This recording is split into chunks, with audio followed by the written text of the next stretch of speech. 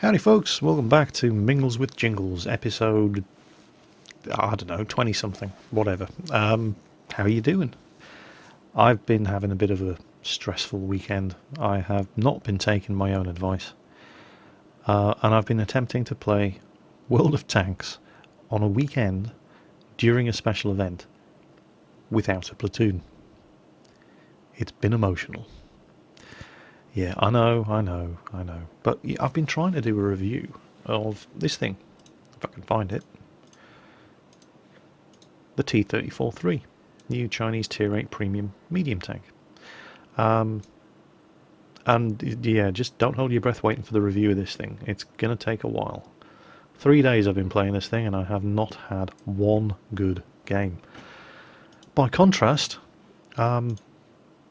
the new Tier 8 premium heavy tank, the 112, I've had some bloody awful games in this as well, but I've had a couple of good ones. So I'll have a review of this thing coming up soon, but don't hold your breath waiting for a review of that, because it's been emotional. But 12 games in a row where it's just been defeat after defeat after defeat. And on those rare games where we get a win, I have been absolutely awful in it. So I switched to the Centurion 7-1 because you can't beat a bit of British medium tank action, and sure enough, the very next game I got this. British tanks. Oh yes. So yeah, World of Tanks. Patch 8.8 is out, obviously. Although not all of you have it yet. I don't think you've got it on the North American server, and I know you haven't got it on the Southeast Asian server because I still owe one Southeast Asian player a prize from the replay contest, but I can't give it to him until World of Tanks 8.8 rolls out on the Southeast Asian server, so I'm keeping an eye on that. There's all sorts of good stuff happened in World of Tanks in patch 8.8. It's not just about the new tanks and the remodeled maps and the new map. The service record has changed. Now, I couldn't really show you much of this during my patch 8.8 preview videos because it was basically broken. And then when they got around to fixing it, I couldn't get back onto the test server. The third version of the patch 8.8 test just rejected my username and password. Wouldn't let me back on. I must have upset them. And here it is. And a lot of patch 8.8 is stuff like this. It's quality of life improvements. It's streamlining. It's making stuff work the way it should work and improving the presentation. Most of this information was already in the game, but it wasn't as accessible as this. A very, very good job on the new service record, I must say. Things like in the tech tree, for example. Let's find an autoloader. Previously, in fact, let's have a look at the Americans. I remember when the new American medium and light tank line came out, with the T21 and the T71, T69 and so on, up to the T57 heavy. And I'm sitting there on the test server and I'm looking at these things and I'm trying to figure out, is that an autoloader? Is that an autoloader version of it? Because I knew that some of these tanks, this was the autoloader line, but at which point did the autoloader start? And you had to actually, I mean, there are ways and means around it. You could go into the garage and try to change the ammo loadout, and if it was changing them 5 or 6 shots at a time instead of 1 at a time, then yeah, you've got an autoloader, but you shouldn't have to go to that kind of effort to figure out what kind of gun is on your tank. It should tell you. Well, now it does. There you go.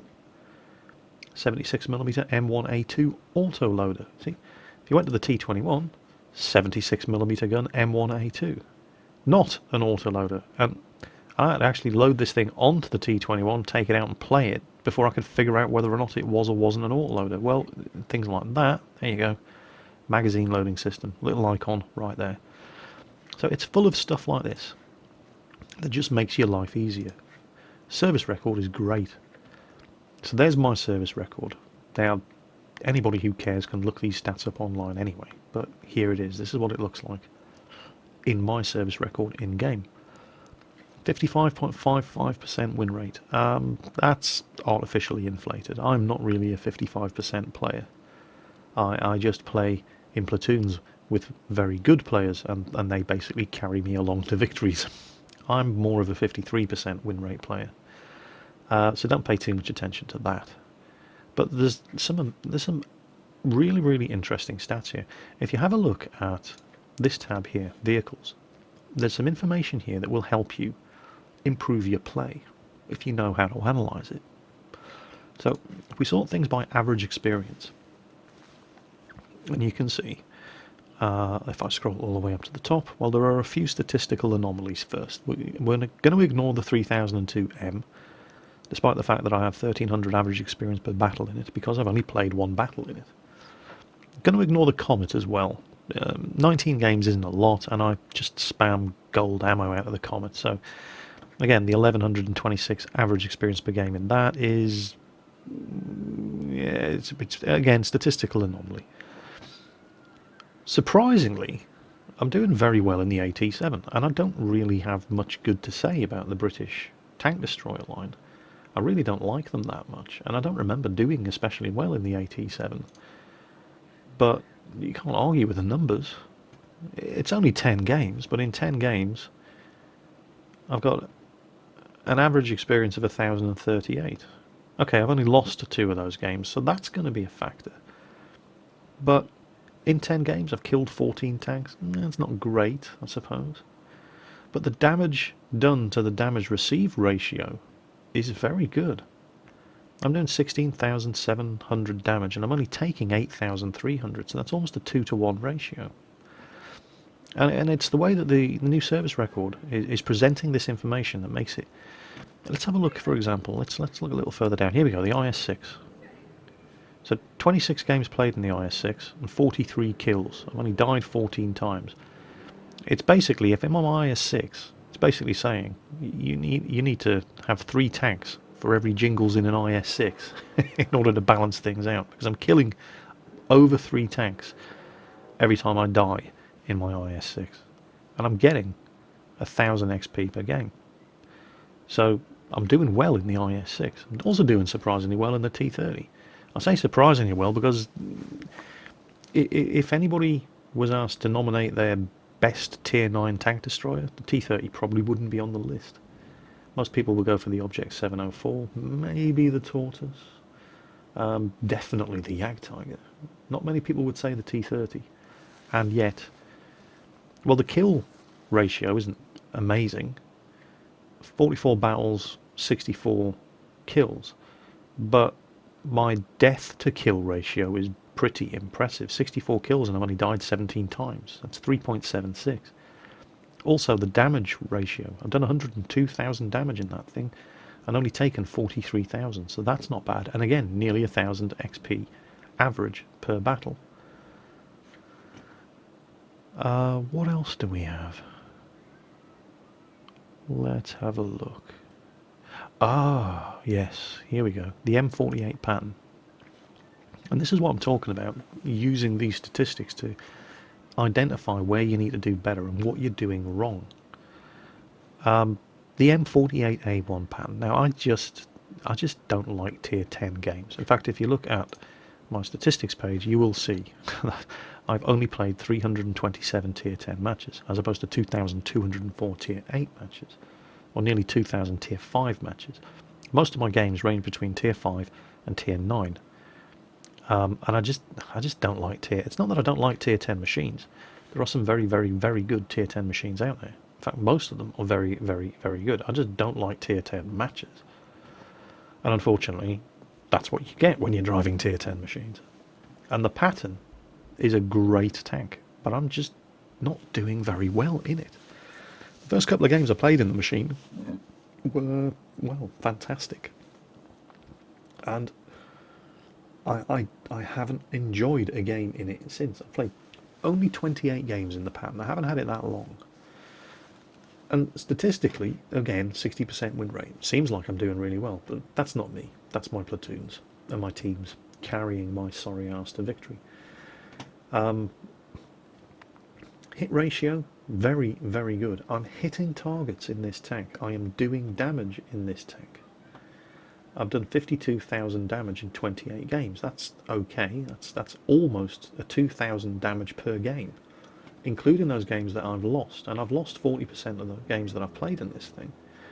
So I'm doing a good amount of damage, but I'm taking far too much damage. Look at that.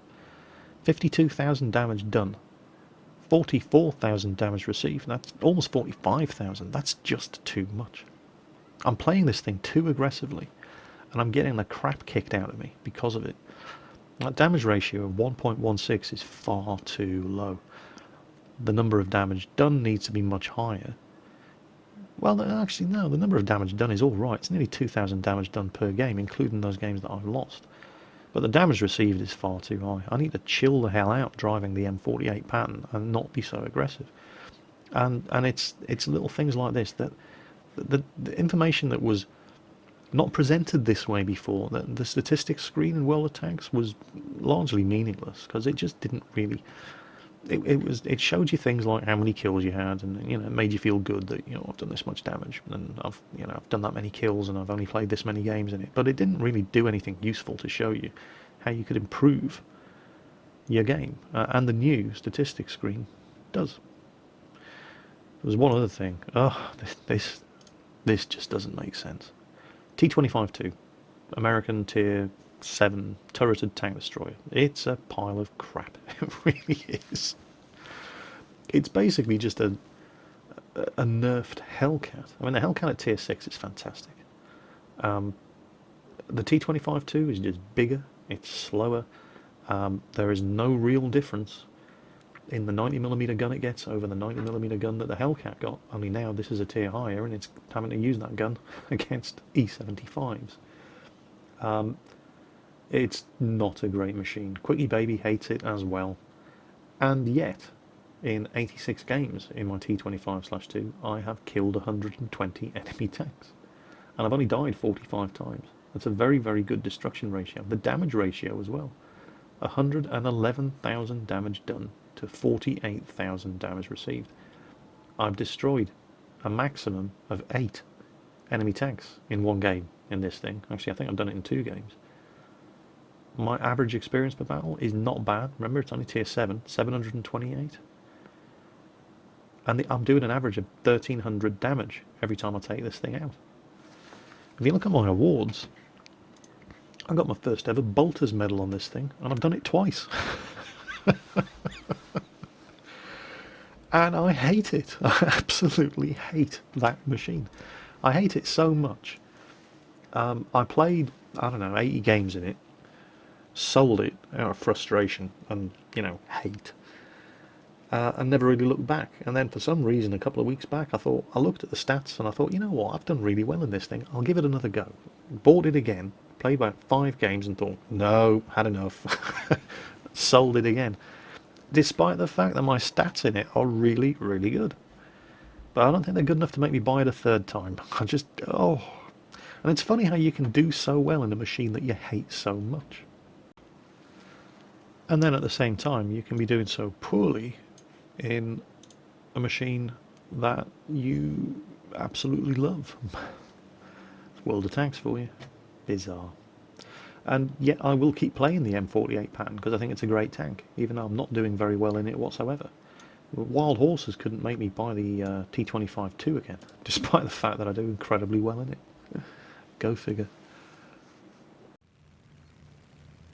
So, War Thunder. My apologies once again to those of you who come to the channel specifically for War Thunder content. It's been a pretty lean time for you guys lately. Pretty much the only War Thunder clips you've seen in the last 2 weeks have been replay clips like this in Mingles with Jingles, and I do apologise for that, and things are going to get better. They're going to get better for a number of reasons. But first, the reason why you haven't seen much War Thunder, as well as the reasons that I went into in the previous Mingles with Jingles about just not being able to be left alone in an arcade battle, just to play it like anybody else, keep getting swarmed by people who just want to be the one to shoot down Jingles, even though I'm not that good. And the constant deluge of spam that I get in the hangar all the time makes it impossible to record a video without pop-ups flying all over the place, and so on and so on and so on. Well, I have finally taken your advice, and it's a pain in the arse having to change your name when you go into the War Thunder hangar. But I'm just going to have to do it, and I have done it, and it has made a real difference. Now, I think One of the reasons why I've been having such a hard time with it in arcade battles is because in an effort to avoid being swarmed, I've been playing mostly on the Russian servers, and I don't know what it is about playing on the Russian server. Maybe it's just cultural differences. I haven't got a clue. Pick your reason. Don't know what the answer is. But the level of douchebaggery on the Russian server is just off the charts. There are douchebags aplenty on the EU and North American servers, don't get me wrong. But it seems to be a national pastime on the Russian server, and so the quality of play in arcade battles, which is generally never very high in the first place, is just abysmal on the Russian servers. And so that's a factor as to why I've not really been enjoying playing arcade battles in War Thunder anymore. But now I've changed my name. I no longer have to select Russian server only, and I can just, pick any server available. And I've been getting into games on the EU server and the North American server, and it's been great. I've had some really, really good games, and some videos of those will be coming up over the course of the next week or so. Now, the reason why you haven't seen much in the way of historical battles on the channel is, to a small degree, because I have been getting gangbanged in historical battles as well. But that happens so little that it's really not a factor. But because historical battles take so long to fly, and I'm not a very good pilot, need to get better. Not going to get better by not playing historical battles, so I do need to play more of them, but they take so long to fly, and you're not guaranteed to get anything worth putting on YouTube out of it at my current skill level. Which means that I do need to expend a lot of time on flying War Thunder historical battles, and lately I just haven't had the time. And I haven't had the time because of World of Tanks. Patch 8.8, trying to get the preview videos up for patch 8.8, the replay contest, 3,500 emails for the replay contest for World of Tanks. That took a lot of time behind the scenes, above and beyond just making the videos, of actually going through the replay files, finding the guys who were doing the most damage in the relevant tiers, thinning them down to, it took a lot of time. Well, that's all done now, and I am taking a break after having done the World of Tanks replay contest, because it's totally burned me out. So I'm going to have, specifically over the course of the next week, I'm going to have a lot more time to devote to putting into historical battles in War Thunder and other games that, for example, I bought a whole bunch of games in the Steam Summer Sale, that long ago, and I just haven't had a chance to play them yet. I've shown you Bioshock Infinite. I did a preview video of that. That seemed to be quite popular. And while I still want to be regularly bringing you World of Tanks and War Thunder content, every now and then I'm going to be showing you a one-off preview / review of other stuff as well.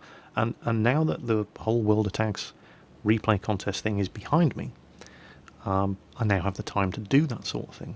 So what I'm going to be doing over the course of the next week, I made mention of it in a previous video a few days ago, was I'm going to be taking a break from YouTube. This does not mean that you're not going to see anything from me for the next week. I'm basically going to take about a week off, but I still like making videos, and sometimes if I want to chill out, I'll just make a video. So there will be some videos going up over the course of the next week. I will still be live streaming with Circumflexes and Quickie Baby on Mondays and Thursdays. But don't expect the video every day for the next week. I need some time off. And of course, the upside for you guys of me taking a bit of a step back from putting a YouTube video up every day means I've got more time to play games like War Thunder and bring you more War Thunder content. That doesn't mean I'm going to be neglecting World of Tanks. I have so much material to put up. I could quite literally not play another game of World of Tanks for 6 months and still be able to put a World of Tanks video up every day. I've got that much World of Tanks material to show, and that's fantastic because it means I'm never going to run out of stuff to do. But I need to put more time into War Thunder, and changing my name in War Thunder while being a colossal pain in the arse and something that I shouldn't have to do is something that I do in fact have to do, and it's something that I have in fact done, and it's paying real dividends. I'm having some fantastic games in War Thunder, even in arcade battles, and now I've got the time to devote, well, the kind of time that you need to devote to historical battles in order to show you something worth watching in historical battles as well. So it's pretty much win-win. In the meantime, and I will be putting a couple of War Thunder videos up this week. But if you need your War Thunder fix, I always highly recommend you check out RamJB's channel, Origin's channel.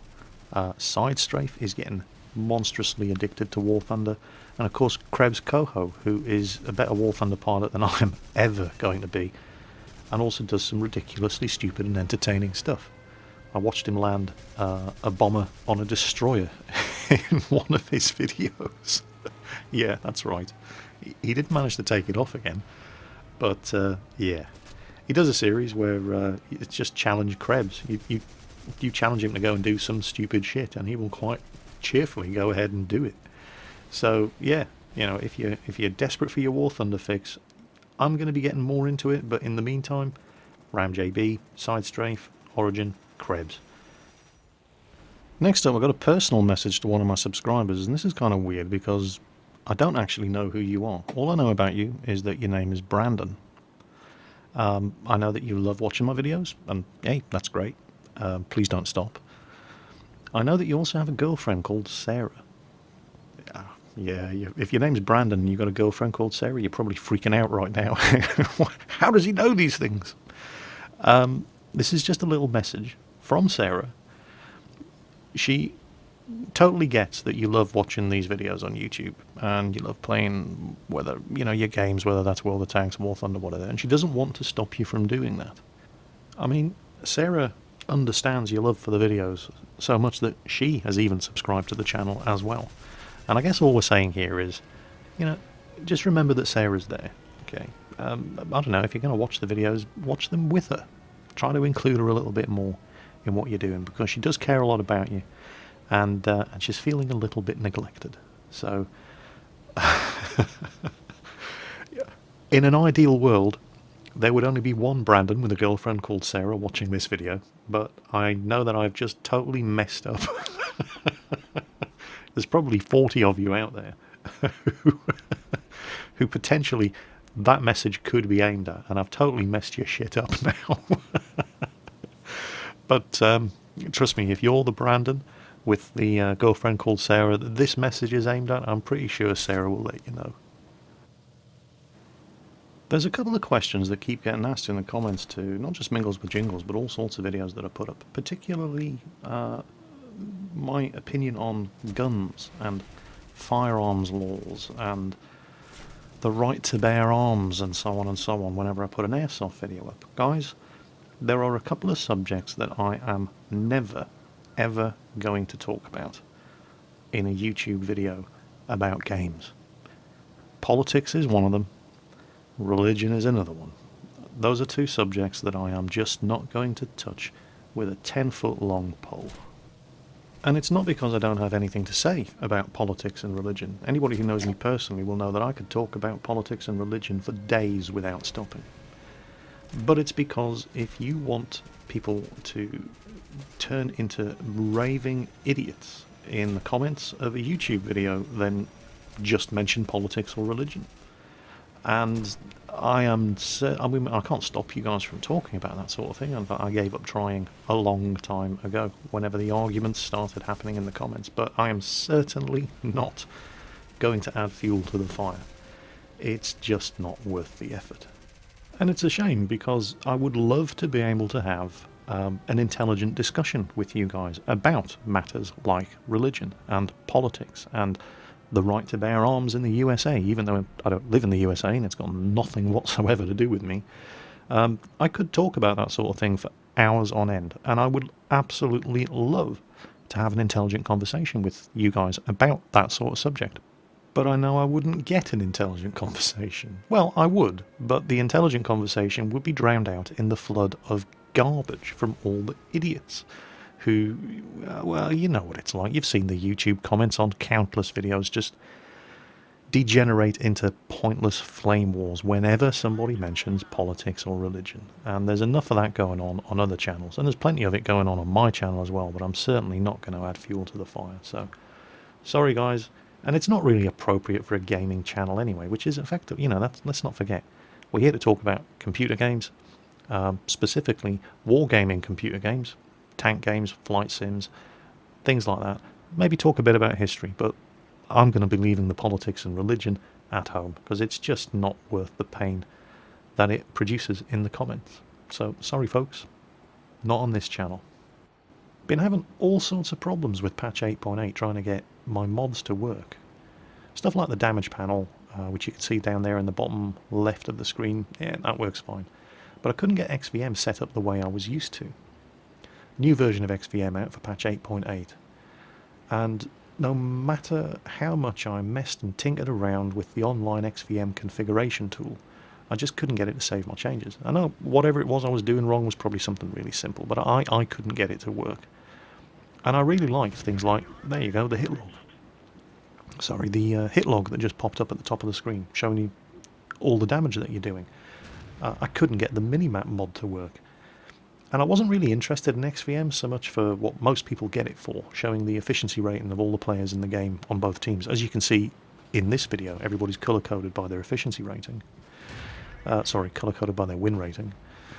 And my prior to patch 8.8 version of XVM didn't show that. I didn't really care. What it did show me was the minimap mod, which I loved, and the hit log, which I loved. And I went and installed the latest version of XVM for patch 8.8, and those were the two specific things that I could not get it to do. And no matter how much I messed around with the configuration file, I just couldn't get it to work. So I thought, you know what, screw this, I'll give up. And I just went ahead and downloaded Quickie Baby's patch 8.8 XVM mod pack. Quickie Baby went ahead after patch 8.8 came out. He did a video all about his XVM configuration, uploaded his XVM configuration, made it available for everybody, showed you how to install it, download it, and get it working. And that's basically exactly what I did. And the lesson learned here, folks, that if something's hard to do, it's probably not worth doing. Just let somebody else do it and copy their hard work. So big shout out to Quickie Baby for making my life a lot easier. And it's not only given me the minimap functionality, given me the hit log functionality, it's given me the color-coded player win rating functionality as well that I could never get working in the first place. So big thanks to Quickie Baby.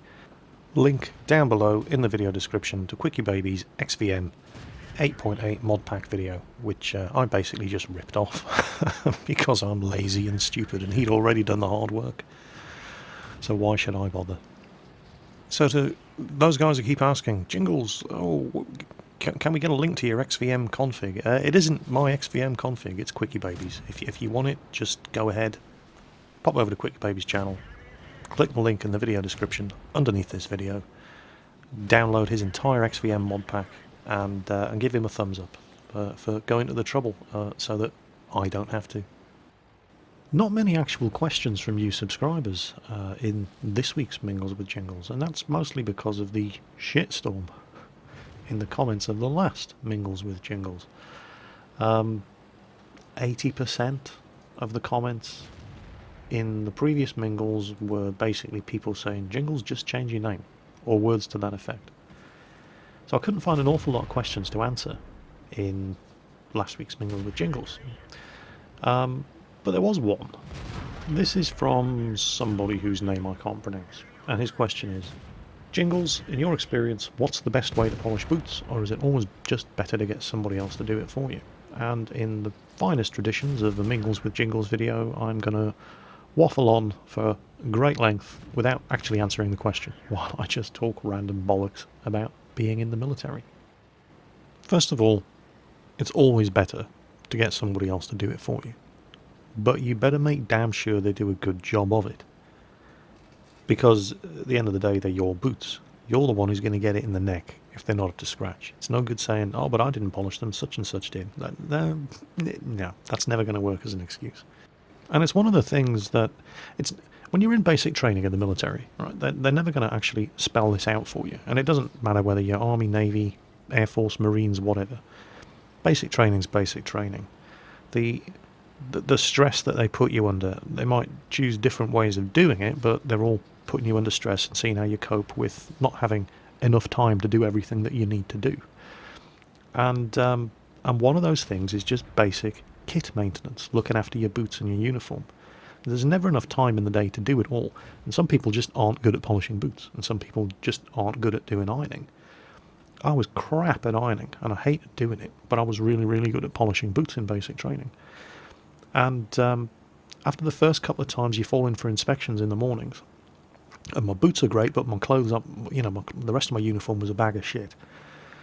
And then the guy next to me, his boots would be shit, but his uniform was spotless. And I'm constantly getting in the crap for my uniform not being ironed properly, and he would constantly be getting in the crap for his boots not being polished properly. And after a couple of times, eventually the penny drops. And you think, well, tell you what, if you iron my uniform, I'll polish your boots. And they never actually tell you that this is what you should be doing. They wait. They just keep giving you crap for not doing it right until you figure out the best way to maximise whatever talents are available. And it's all part of the whole teamwork training. And so I would often find myself in the 1 or 2 hours of free time that we had each night when I was in basic training in the Navy, just sitting there with half a dozen pairs of boots in front of me, just polishing them all up while other people were doing my laundry and other people were doing my ironing and other people were squaring away my bed. And I would just sit there doing everybody's boots. And it's weird when you think about it, but I used to find it really relaxing. It's the part of the day that I look forward to the most, just sitting there polishing boots. Because you get into a sort of zen state, because you're doing a repetitive action. You're just sitting there, you've got your polishing cloth, you've got your little tin of water, you've got your polish, and you're just making these little circular motions, putting some water on, making little circular motions over and over and over again for an hour and a half. And you just zone out. And it was really, really relaxing. And at the end of the whole process, with minimal effort on my behalf, I had perfectly washed, cleaned and ironed uniform, and half a dozen other guys in the platoon had a set of boots that looked like they were made out of black glass. And that's what it's all about. It's all about finding out who's good at something and getting them to do all of that while you do something for them that they're not very good at or they don't enjoy doing. It's all part of the whole teamwork process that they try to instill in you during basic training. And it is all just basic training bullshit. I mean, once you get out of basic training and you're actually in the fleet, nobody really gives a toss. As long as you're clean and presentable, your boots don't have to be like black glass once you're actually out there in the fleet, but they have to be clean and polished, and it's purely a basic training thing. But despite that, there are always people who are looking to make shortcuts and trying to get away with, doing the minimum amount of effort. And when they get busted doing it, one thing that everybody thought was a fantastic idea was, instead of cleaning your white cap, and it was a pain in the arse to clean, I think they made them specifically out of the kind of material that just resisted cleaning. Well, some genius came up with a bright idea of, instead of actually cleaning your white cap, just coat it in toothpaste. Yes, really. Well, the first time we fell in for what the Navy calls divisions, but what the rest of the world refers to as parade, on a Thursday morning, and a dozen or so jokers had taken the shortcut of just putting toothpaste on their white cap instead of actually cleaning it. It was absolutely fantastic when we were getting inspected. But the thing is, we live in Britain, and the British weather likes to rain a lot. And it started raining as we all fell in on divisions. And what happens to toothpaste when it gets wet? It started to fizz. And then it started to drip. And there'd be a dozen or so people scattered throughout all the different platoons that we fell in that looked like seagulls had suddenly started shitting on their shoulders all over the black uniform. There's just these streaks of toothpaste. Oh, the parade sergeant major had a major sense of humour failure about that one. The parade sergeant major was fantastic, by the way. I mean, at the time, we just lived in mortal terror of this guy. He was a Royal Marine Warrant Officer First Class, and this was his final job before retiring from the Royal Marines. Fantastic job. It's got to be one of those jobs that Royal Marine Warrant Officers just dream of getting. Parade sergeant major in a Navy establishment. Oh, yes. And I can remember his words I can remember the exact words he used when it was pointed out to him that certain people thought that putting toothpaste on their white cap was an acceptable means of getting it clean. He stood up there on the podium at the front of the parade ground and shouted out, "It's come to my attention that some of you scrote bags think that cleaning your white caps with toothpaste is an acceptable method. As they say in Russia, bollockski! That was his favourite word. There wasn't a word in the English alphabet he couldn't turn into Russian just by putting ski on the end of it. And so a dozen or so people found out what it was like to run up and down the hill from the parade ground to the fire school in the rain over and over and over, as a consequence of using toothpaste to clean their white cap instead of actually cleaning it. And I don't know what it is about parade sergeant majors and gunnery officers. They just seem to be... I don't know how to put it. The gunnery officer at Royal Naval Air Station Yeovilton was a Royal Navy lieutenant, but he'd done the commando course, so he wore the green beret with his Royal Navy officer's badge on it. And he just wore combats all the time. He was fantastic as well. Massive bloke. And he had the uncanny ability to detect an unbuttoned pocket at a range of 100 metres. I'm not joking. I was working security at Naval Air Station Yeovilton in Somerset, and I was on the main gate, and I swear I'm not making this up. The gunnery officer was at one end of the road, just about to cross the road, and this guy had just walked in, was on his way out of the gate, and he was easily, well, maybe not 100 metres, maybe 60 to 80 metres away from the gunnery officer. And I just heard the gunnery officer bellowing from the other end of the road, "You there! Get that fucking back pocket tightened up!" And I was like, what? I thought he was talking to me. Nope. 80 metres away. Back pocket on this bloke's trouser was unbuttoned. How do you see that? It just doesn't make sense. I have a theory about that, actually. I think he would just walk around the airbase shouting that out at random just to see who would jump. You never know, might be true. So, yeah, gunners, parade staff, they're just a different breed of people entirely. But in a good way. And, you know, the gunners and the warfare branch in particular of the Navy were always giving me crap. But, you know, in a just messing around kind of way. Because, you know, I was what they called a shiny arse. I used to polish a seat with my ass all day sitting in the ship's office in front of a keyboard. And, you know, that was fine. But we would give as good as we get. I mean, don't forget, they were gunners. Their job was to operate the weapons and missile systems, to shoot down aircraft and other ships and so on and so on. And my job as a writer was to do check cashing, money changing, correspondence, captain's secretarial sort of work, all that sort of thing, sort people's payout, blah blah, so on and so on and so on. So I'd be down there having a smoke on the quarterdeck during stand easy or whatever, and one of the gunners would come out and light up a cigarette and be like, "Oh, all right there, how you doing? Yeah. Shined many chairs with your arse today?" And I'd say, "Oh, it's all I've done all day, mate. You shot down any aircraft today?" No, you haven't, have you? I've cashed thousands of checks in my time in the Navy. How many aircraft have you shot down? Yeah, I didn't think so. Oh, why don't you just run along and grease some guardrails or something, and those of us who actually do our jobs every day can enjoy our stand easy. Okay, thanks, bye. But, you know, we're just messing around with each other. Nobody actually meant anything nasty by it. And that was just part of the, you know, the banter of being in the military. One of the things that I miss most about it. And it's one of the things that I try to do here in the YouTube channel. It's part of my commentary style, I suppose, in my videos. And a lot of people do get it, but a lot of people don't.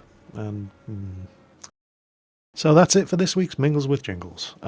As I said earlier on in the video, I'm going to be taking a break for a week now, trying to recharge my batteries after going through 3,500 emails for the World of Tanks 100,000 subscriber, even though we're now up to 125,000 subscribers, replay contest. So I'll be taking a break. There will still be the occasional video going up throughout the week because I just enjoy putting videos up. But don't expect a video every day. I'll try to keep some Facebook activity going.